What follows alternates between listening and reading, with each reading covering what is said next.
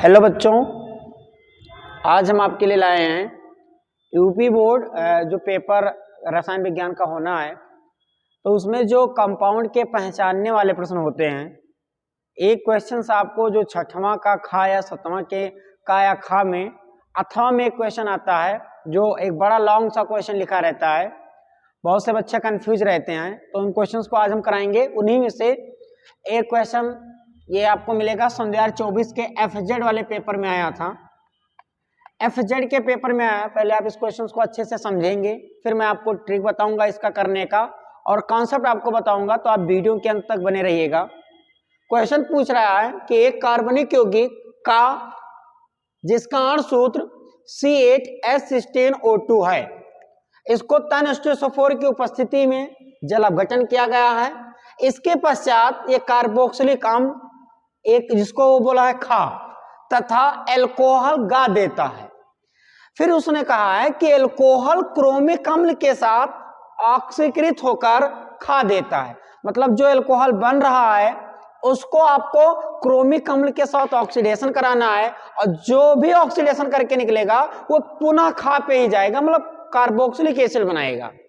आपसे क्वेश्चन कह रहा है फिर उसी में एल्कोहल का निर्जलीकरण करने पर ब्यूट1 प्राप्त होता है। कह रहा है क्वेश्चन का खा गा घा पहचानिए तथा संबंधित अभिक्रिया लिखिए। ये क्वेश्चन 5 नंबर का हर साल एक ना एक क्वेश्चन इस टाइप के आते हैं बोर्ड में।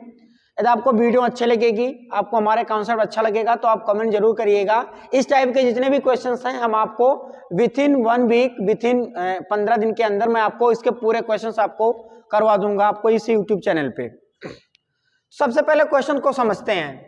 कह रहा है एक कोई कंपाउंड है, इस कंपाउंड का उसने सूत्र दिया है C8H16O2।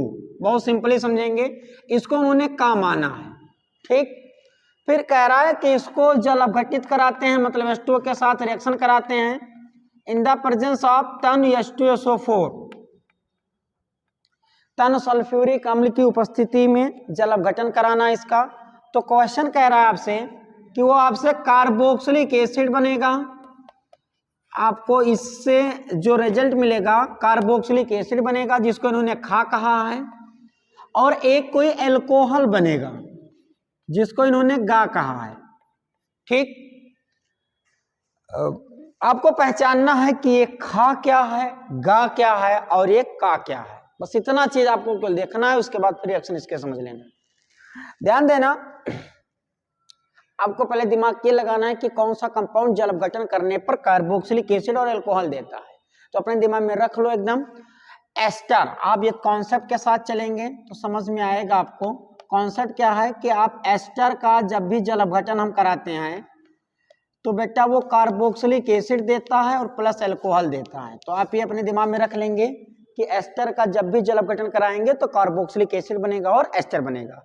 तो हमारा ये जो कंपाउंड होगा कंफर्म एस्टर होगा, क्योंकि एस्टर से ही कार्बोक्सिलिक एसिड मिलता है और एल्कोहल बनता है।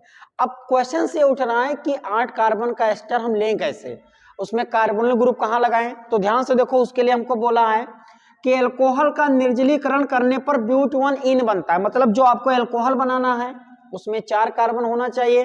क्यों 4 कार्बन होगा? क्योंकि एल्कोहल का जब भी आपको निर्जलीकरण करना है तो ब्यूट1 प्राप्त करना है। मतलब एल्कोहल के निर्जलीकरण से ब्यूट1 बनाना है, मतलब 4 कार्बन की एक एल्कीन बनानी है। तो एल्कोहल में भी 4 कार्बन ही होंगे।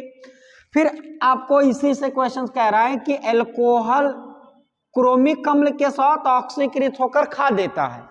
मतलब ये 4 कार्बन का आपने एल्कोहल लिया है, तो जब उसका ऑक्सीडेशन कराएंगे तो कार्बोक्सिलिक एसिड बनेगा, वो भी 4 कार्बन का ही होगा, क्योंकि आपसे क्वेश्चन उसने कहा है कि गा को ऑक्सीडेशन कराने पे खा बनता है।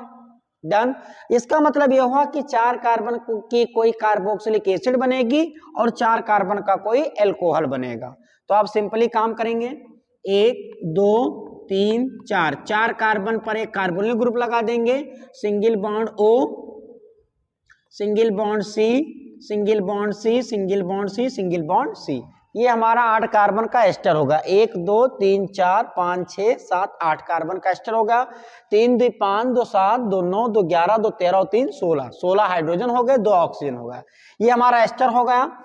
इसको जब आप जल अपघटन कराओगे, इसका जब आप जल अपघटन कराओगे तो ये बेटा कार्बोक्सिलिक एसिड में और अल्कोहल में ब्रेक मारेगा in the presence of 10H2SO4। ध्यान देना, H2O से निकलेगा H प्लस OH माइनस, यहाँ से वाला बॉन्ड ब्रेक किया आपने, यहाँ पर O के ऊपर माइनस, कार्बन के ऊपर पॉजिटिव, OH माइनस अटैक मारेगा C के ऊपर और H प्लस अटैक मारेगा O के ऊपर। तो ये आपका एक बनेगा C single bond C double bond O single bond OH, ये हमारा खा बन गया ब्यूटेनोइक एसिड, और 1 2 3 4 सिंगल बॉन्ड OH, ये हमारा एक अल्कोहल बन गया ब्यूटेन 1 ऑल। अब आप ब्यूटेन 1 ऑल का यदि आप ऑक्सीडेशन करा रहे हो, ऑक्सीडेशन मतलब CrO3 के प्रेजेंस में, क्रोमिक ऑक्साइड के प्रेजेंस में आप ऑक्सीडेशन कराओगे, विशेष ध्यान देना 1 डिग्री अल्कोहल का ऑक्सीडेशन यदि हम सुआ के प्रेजेंस में कराते हैं स्ट्रॉन्ग ऑक्सीडाइजिंग एजेंट के प्रेजेंस में तो कार्बोक्सिलिक बनता है। तो 1 डिग्री अल्कोहल किस में चला गया?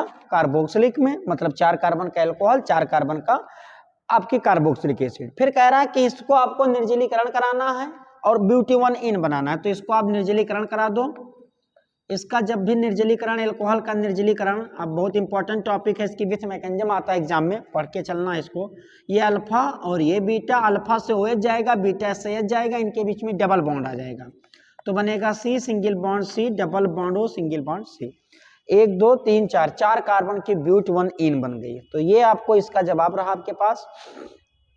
आपको जो कंपाउंड लेना था एस्टर लेना था, तो आपने पहचाना क्या कि जो कंपाउंड का था वो एस्टर है, जो कंपाउंड खा था वो ब्यूटेनोइक एसिड है, ब्यूटेनोइक एसिड है, और जो कंपाउंड गा था वो आपके पास ब्यूटेनल अल्कोहल है, ब्यूटेनॉल जिसको आप बोल सकते हैं, ब्यूटेनॉल है।